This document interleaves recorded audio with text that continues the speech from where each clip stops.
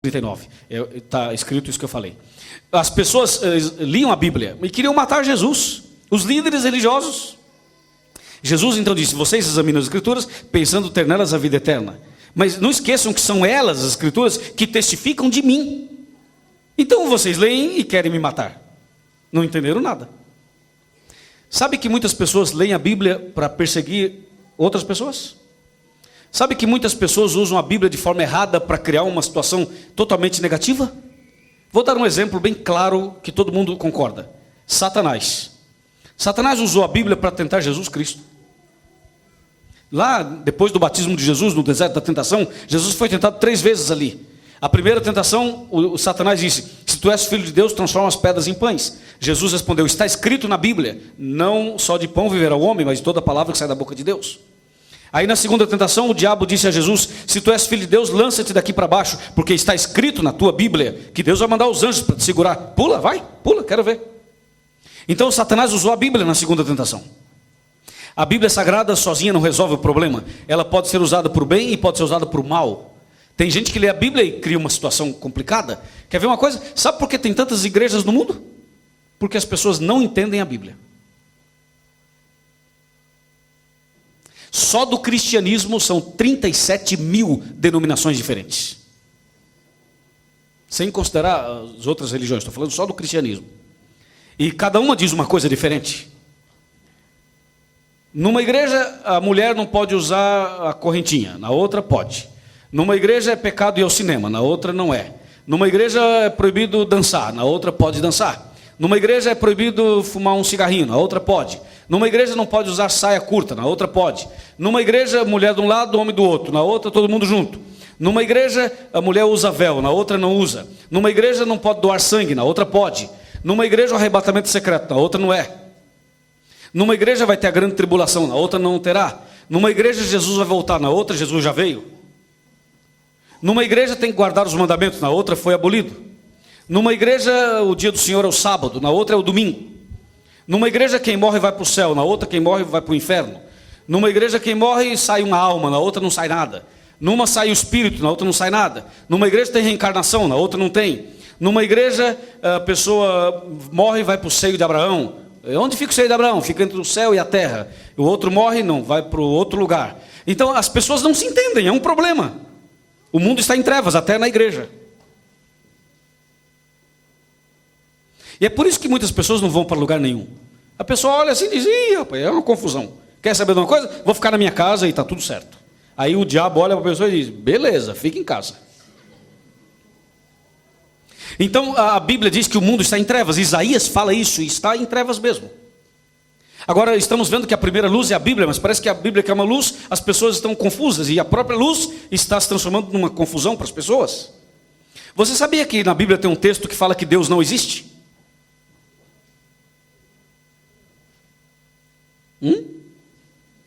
Tem? Imagina um ateu pegar esse texto bíblico. Ele vai dizer: sou ateu, graças a Deus. Porque tem um texto, um versículo que diz: Deus não existe. Aí você olha e diz: gente, mas então a coisa está feia. E está feia mesmo. Então você diz: a Bíblia está errada? Não está errada. Deus está errado? Deus não está errado. Quem está errado? Somos nós. Então como explicar o texto que diz que Deus não existe? É só ler o contexto. E o contexto diz o louco: Deus não existe. Ah, é o louco que diz. Agora eu entendi. Esse é o problema. As pessoas leem um versículo e entendem outro, porque lê o texto fora do contexto. E um texto fora do contexto é o que mesmo? É um pretexto. Esse é o problema. Então a primeira luz é a Bíblia. A Bíblia Sagrada é a luz. Mas não esqueça, ela sozinha não resolve o problema. Mas é um fator importante. A Bíblia Sagrada, a palavra de Deus. A bússola, o livro dos livros. O guia, o manual que leva cada pessoa a encontrar o tesouro escondido. Mas não esqueça que só a Bíblia Sagrada por si só não resolve, mas é importantíssimo nesse processo de iluminação. Eu não serei iluminado, você não será iluminado, ninguém vai ser iluminado. Essa semana seria um fracasso se não usássemos a Bíblia. Já imaginou se nós nos reuníssemos aqui e falássemos assim: pessoal, vamos nos reunir a semana inteira. Pastor Luiz vem do Brasil, nós vamos nos reunir aqui e fazer uma semana. Aí vem a pianista, toca, vem a cantora, a gente canta, faz oração, e alguém diz: agora vamos abrir a revista Times. Alguém viria para fazer essa reunião? Não. Vamos abrir a revista, o jornal Folha de São Paulo? Ninguém. Vamos abrir a revista Veja? A revista Isto É, Época, as revistas do Brasil, estou falando. Então, você viria? Não. Agora a gente se vem, canta, ora e diz, vamos abrir a Bíblia, a palavra de Deus. Aí sim, é diferente. Mas vejam que só a Bíblia não resolve, então tem que ter a segunda luz. Essa é a primeira luz, a Bíblia. E qual é a segunda luz? A segunda luz está no Novo Testamento. Vamos abrir a Bíblia em João. Evangelho de João, capítulo 8, verso 12. Confira comigo esse texto. Repetindo, Evangelho de João, Novo Testamento, capítulo 8, verso 12. Exatamente, 8, 12. Esse João é o mesmo que escreveu o Apocalipse. Diz assim no verso 12. Todo mundo achou? Posso ler? Amém. De novo lhes falava Jesus dizendo, eu sou, o que, irmãos? Eu sou a luz do mundo. Quem me segue não andará nas trevas, pelo contrário, terá a luz da vida. Ok, por favor, olhe para mim agora aqui, levanta a cabeça, olhe para a gente conversar. Jesus disse, eu sou a luz do mundo. Quem é a luz do mundo aqui? Esse nome é gostoso de falar, então vamos falar todos juntos mais forte. Quem é a luz do mundo aqui? Jesus. Agora voltando, qual é a primeira luz? A Bíblia. Quem é a segunda luz? Jesus. Todo mundo concorda que Jesus é a luz do mundo? Quem concorda, levante a mão. O braço, pode levantar o braço. Não, ficou o braço levantado. É todo mundo. Isso, beleza. Levanta o braço aí. As crianças também. Quem concorda, levante a mão. Repita comigo. Diga, eu creio que Jesus é a luz do mundo. Amém. Agora me diga, o mundo está na luz ou nas trevas?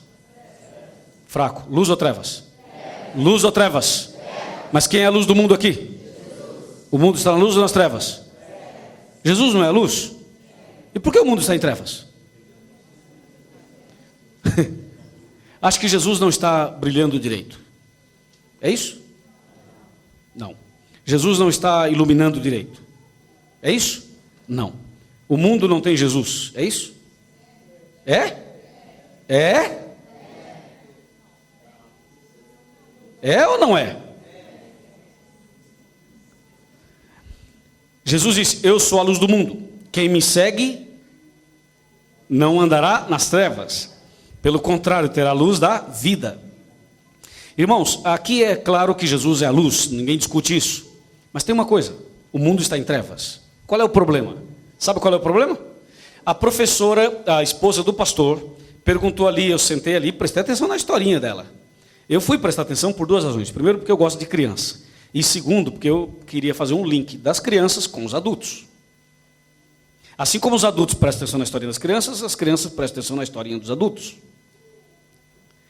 A professora fez uma colocação ali muito interessante. Deixa eu voltar um pouquinho só ali, depois eu faço o link ali. A segunda luz é Jesus. O mundo está nas trevas, mas Jesus é a luz do mundo. Como entender que Jesus é a luz do mundo e o mundo continua nas trevas? Como entender isso? A pergunta que ela fez lá foi o seguinte, onde está Jesus? E as crianças, uma das crianças falou, está no céu. Lá na escolinha. Não deu para vocês ouvirem aí, mas eu ouvi lá.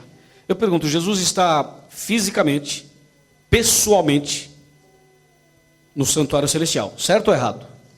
Certo. Ele está lá no céu. Como diz o livro de Hebreus, ele está à direita do Pai. E como dizem os católicos, ele diz assim, creio em Deus Pai, Todo-Poderoso, Criador dos céus e da terra, e em Jesus Cristo, seu único Filho, nosso Senhor, que foi concebido pelo poder do Espírito Santo, nasceu da Virgem Maria, padeceu sob Pôncio Pilatos, foi crucificado, sabe rezar? Morto e sepultado, desceu à mansão dos mortos, ressuscitou ao terceiro dia, subiu aos céus e está à direita de Deus Pai Todo-Poderoso. A oração continua e eu paro por aqui. Mas continua, é muito interessante. Então Jesus está no céu à direita do Pai. Está escrito em Hebreus capítulo 11, está na reza, está na fé, está tudo certo. Jesus está lá. Mas Jesus não é a luz do mundo? Então veja o que diz João 9. Estamos em João 8, vamos para João 9. Aqui está o X da questão. João 9. Vamos ler o versículo 5. João 9.